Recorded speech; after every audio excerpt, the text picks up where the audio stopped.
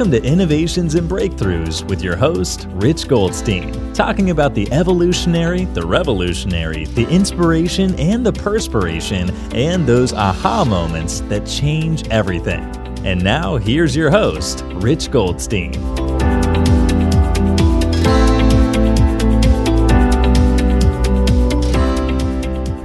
Rich Goldstein here, host of the Innovations and Breakthroughs podcast, where I feature top leaders and the path they took to create change. Past guests include Rick Cesari, James Thompson, and Steve Simonson.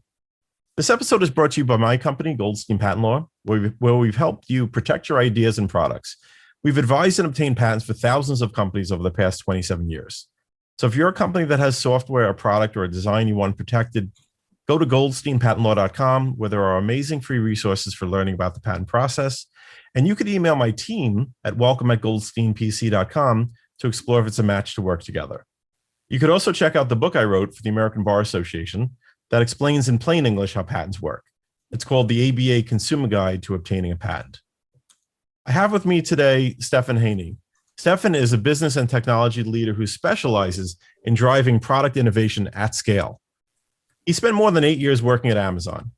There, he led the team driving design and development for product shopping pages, also known as detail pages. As a member of the Amazon Consumer Shopping Leadership Team, he contributed to the strategy and innovation, driving not just Amazon's homepage, but also navigation, checkout, and product pages worldwide, and across all devices, PC, phone, and tablet. In fact, Stefan was a key leader in building Seller Central and the Amazon Marketplace from $9 billion to over $160 billion in sales. Today, Stefan is a founding partner of Foundry Brands, where he's involved in acquiring and in growing existing e-commerce brands. So I'm really pleased to welcome here today, Stefan Haney. Welcome, Stefan. Hey, thank you, Rich. Glad to be here. Those accomplishments all start to add up over time. Unfortunately, I worked with a lot of great people and hired a lot of great people over time. Right. You're like, wait, it's is like that 15 me? years of life kind of all chunked up there. Yeah, exactly. It's like, wait, is that me? Like, did I do that? Oh, yeah, that's true. I guess I did. Rode a small surfboard on a big wave. Yeah, it's kind of funny, like when someone else goes through your accomplishments and they're impressed. To yourself, it just feels like, well, this is just life. This is just me, right? I was in the right place and had some great mentors. Yeah, but it's a funny phenomenon how it's just sometimes it's hard to even get the extent of our own accomplishments, and then until it gets reflected. But very impressive, and really glad to have you here, because there's a lot for you to add to the conversation, like not just the quote unquote theme of the podcast in terms of people that are innovating, but also a lot of my audience, a lot of my friends are Amazon sellers, and you've got a great deal of experience over there. So there's just a whole lot for us to talk about. Yeah. I guess let's just roll it back to the beginning, kind of how you got into all of it. Kind of. So now you're in Moscow, Idaho. Yes, I am. Okay, great. Yeah. And so just a little bit about how you ended up over there, and kind of like the pathway towards getting to where you are today. Sure. Yeah, COVID's a great thing in one hand, like it's just a constraint. And you learn at Amazon real quickly. Everybody reads the goal and theory of constraints. What can I do with the constraints I've dealt with? And so we ended up in Moscow. I have 9 nieces and nephews here. I have 7. My wife and I have 7 children of our own. So what we looked at is as remote work became more common, more accepted, and adaptation, we said, hey, we can live closer to family. We can consolidate family. And this is a really short flight. Washington State University's here, University of Idaho, New St. Andrews College. So there's always people coming in and out. And if I need to be in, I'm serving global clients, so they don't necessarily need to know where I am. And then, it's just a quick flight back to Seattle or Salt Lake City, and I can get anywhere in the country. So I get all the benefits of consolidated family, small town life, and colleges, universities, and no business impact. So we love it. We're thrilled to be here. Right. And the benefits don't just flow in the direction towards you. They also flow away from you, in the sense that because you're there, you actually created an initiative to build or to create 500 jobs for the local community. Yeah. what, I'm not alone in moving to Idaho. There's been a lot of people moving as we've come out and saying, hey, what can I do? How do I want to rebuild or restructure? So I'm one of dozens, in our small town, right? It's a 40,000 person town.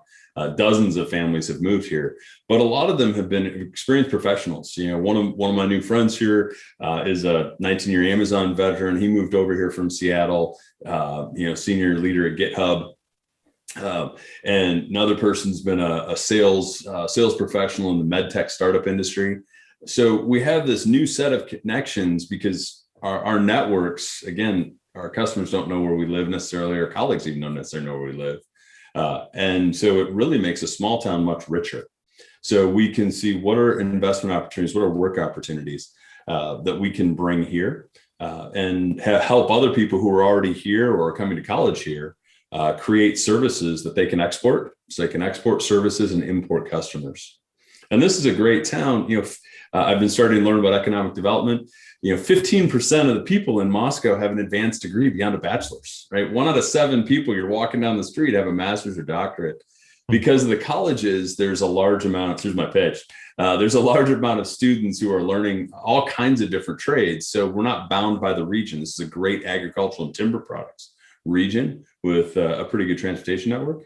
But there's a large data as a service company here, economic modeling specialist, MZ, is based out of here in Moscow. There's a ton of graphic designers and marketing people. New York Times bestselling author lives here. So there's a lot of opportunity that we've started and put together to create opportunities. And a lot of businesses are moving to Idaho, not just Boise and Coeur d'Alene, but a number of the other towns too. So then in a small town, what's fun is I get to bump into those people, right? My local burger joint's like, oh, hey, we just had a pretty fun meeting with Doan Creative Branding Agency after they got finished working for Yamaha Motors and or doing some other spot. So it sounds like you were looking for a great place to move your family to, and what you ended up doing, you couldn't help yourself. You couldn't help but notice opportunities to grow something, to create something, and so you ended up creating something for the community. Yeah, you can't help notice, there is a trend we see in the United States, right? So recently, the United States went under replacement rate. Last year was 2019 was the last year of a lot of students. Every year from henceforth for the immediate future, there are less high school students graduating to go to college. So there's a smaller pool for colleges to recruit from. That plays itself out in the workforce, right? So while COVID maybe helped accelerate remote workforces, looking for people to hire and then the talent rate you can pay for them. So I've also advised startups to think more creatively. How much should you pay for a given skill set, right? If you're looking for an IT coordinator for your startup, someone's going to, set up your SharePoint, set up Teams, run Office 365, maybe manage your security. That skill set is a very different price by zip code across the United States.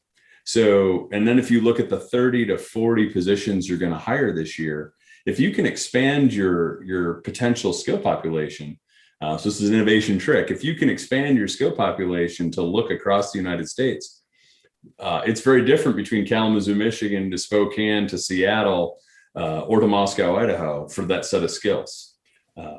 So you can drive some cost savings, right? So if just think of the distribution for a minute, if that position is $109,000 in Seattle, but $72,000 in let's say Moscow, Idaho, right? You just save $40,000 on one position. And if you can save an average of $20,000 to $50,000 across the 40 positions you're going to hire this year, right? Do the math. Mm-hmm. That's well into $1 million savings on payroll to get some great talent. And some of those zip codes are excited about that salary because it's above what they would normally see in their area.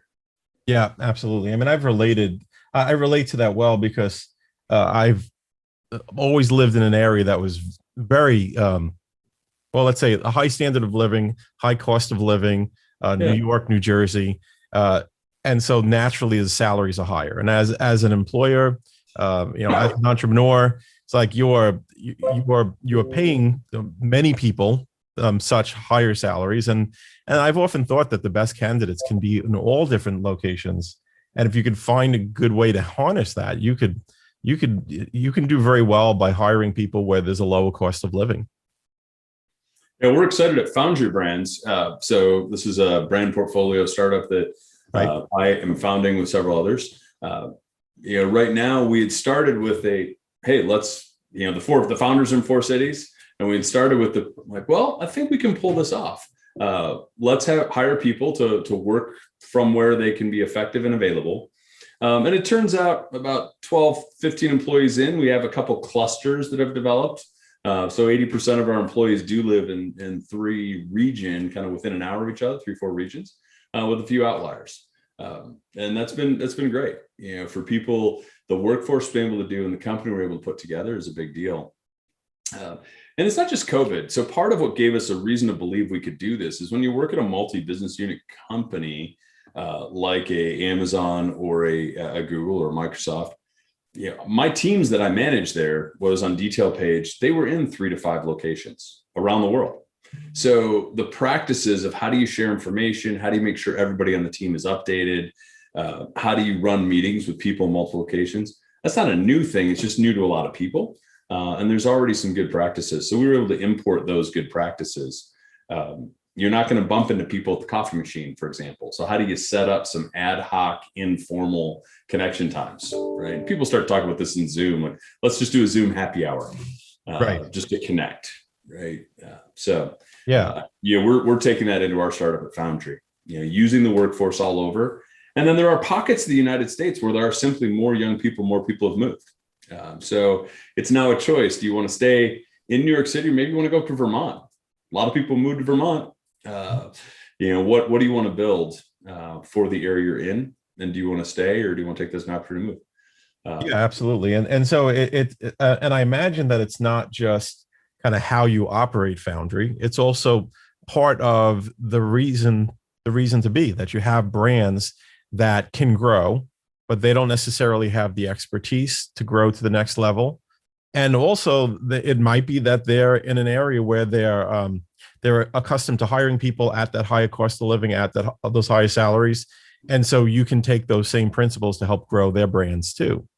COVID's a big deal for e-commerce, right? So I don't know how many years it accelerated e-commerce. So if you're a brand born online, and you got started on Amazon, and you said, hey, I'm just going to replace my job. It's going to be my full-time thing. It's going to make some cash flow.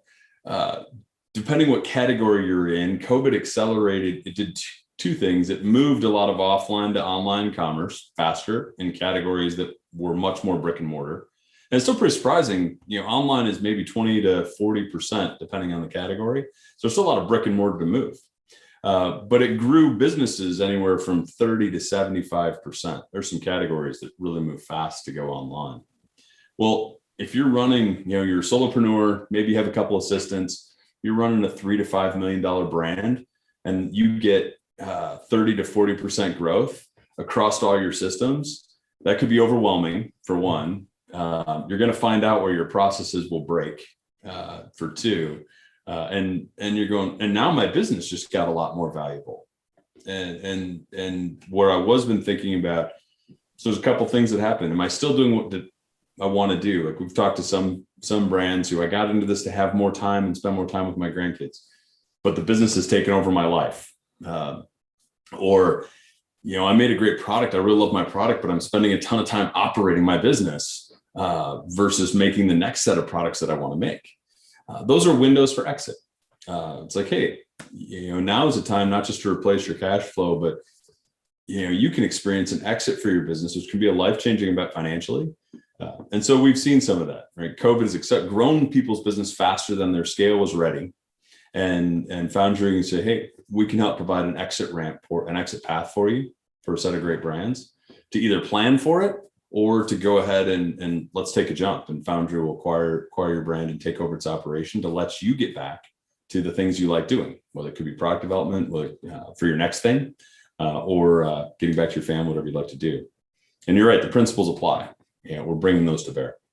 Yeah, absolutely. And a lot of times with those solopreneurs that have grown too quickly, it just quickly outgrew their skill set, where there are skills now that are needed for their business, but they didn't have the time to acquire them. They didn't have the time to grow those skills. Yeah. And so they're not necessarily going to take advantage of the opportunity. But if you can, then there's actually value in the transaction to them.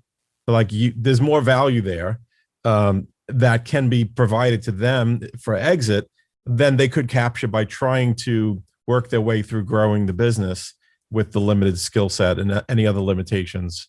Founders are often really smart people and they can acquire skills. But what happens inside the business is, but maybe not quickly enough. The thing is, all of a sudden, you go from having one. Is it worth their time? You've hired an assistant. You hired 2 assistants early in the year, and maybe just even in terms of recruiting skills, like, okay, you know a little bit about how to hire people, but now you have to hire a COO. In Marketplace, just to throw a little history in the phone, like when I joined the Marketplace team in 2009, right? 2009, Marketplace was, first of all, it wasn't even called Marketplace inside of Amazon. It was called Merchant Technologies. Right. But Marketplace was roughly a $9 billion business in 2009, give or take. And it was roughly 25% of Amazon's business overall. From 2009 to let's just say 2013, we'll pick a number. I forget the year, so it was 2015, where Marketplace became 50% of Amazon sales. And just in a 5 to 7 year period, went from being a $9 billion business to a $150 billion business, right? Over 10x, almost 20x, size of growth. Living through that was like you didn't even know the air you breathe, because like we have to hire. I was living that same 20x growth that some of these founders live, but I was living it inside of Amazon versus being outside. We had years where my team was 50 people. We need to hire another 50 people on top of that. So how do you hire them and get your work done and coordinate when you bring those people on? Because you don't need to hire, you need to get more work done. And hiring is just one way to get that work done. What you're really doing when you're hiring is you're building your team.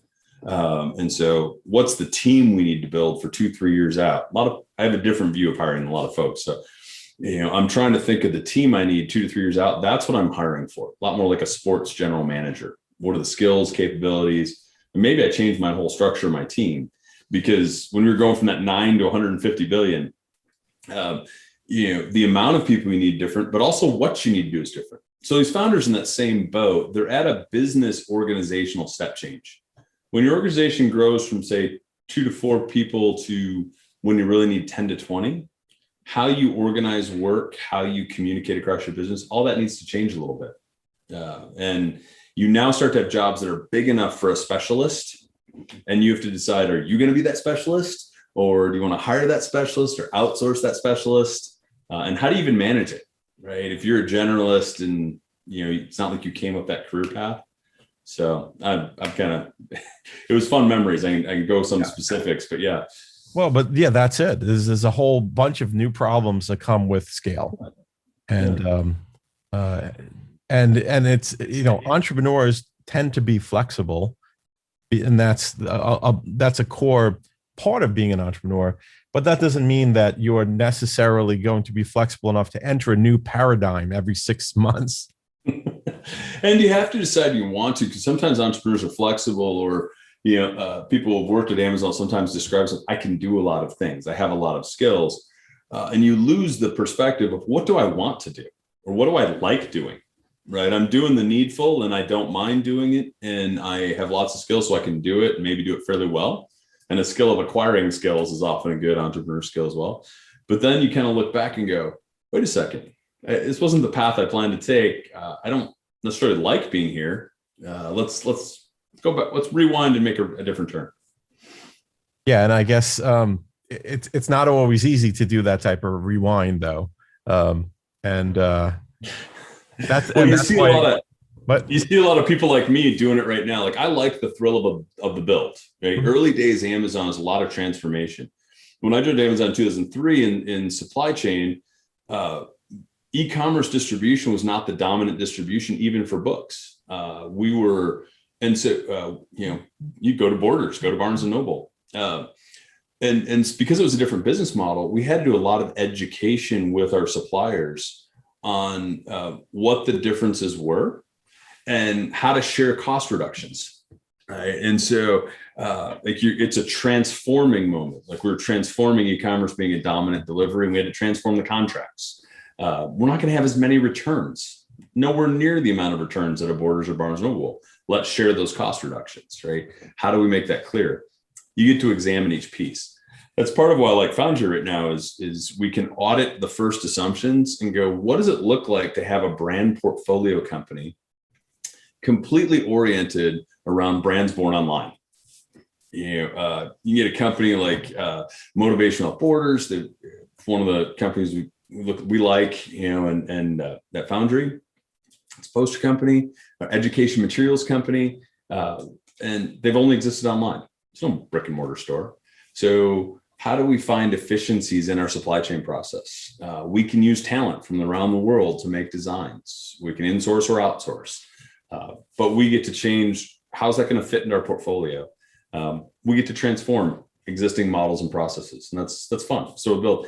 And you see other ex-Amazon people, a lot of them leaving and going to, Amazon's great and stock price is good today again. But when your company gets big, you have to operate a lot of that. And so, whether it's Ian Clarkson over at Nerdy, whether it's people going to Compass or Glossier or Sophie, a lot of these kind of scale ups. I see a lot of really senior 16, 17, 20-year Amazon talent folks.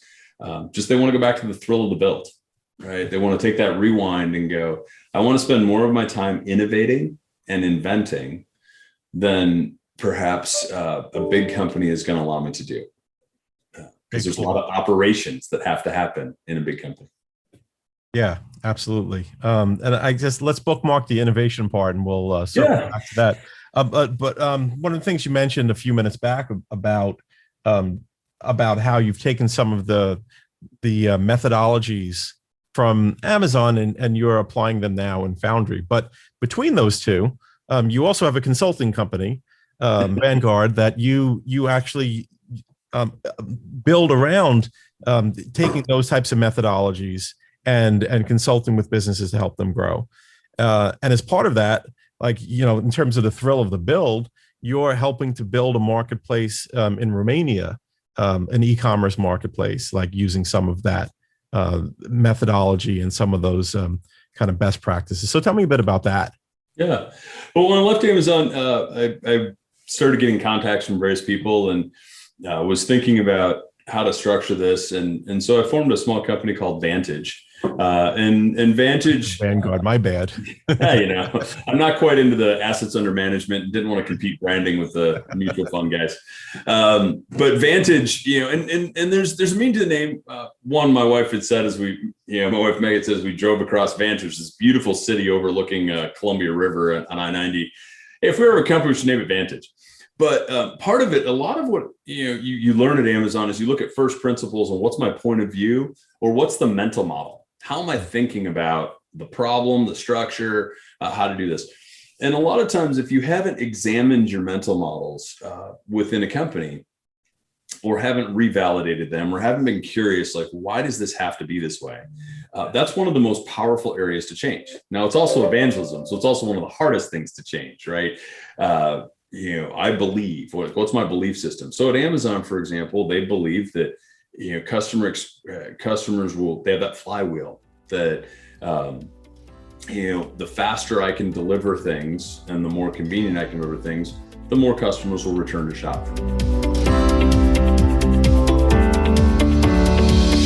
Thanks for listening to Innovations and Breakthroughs with your host, Rich Goldstein. Be sure to click subscribe, check us out on the web at innovationsandbreakthroughs.com, and we'll see you next time.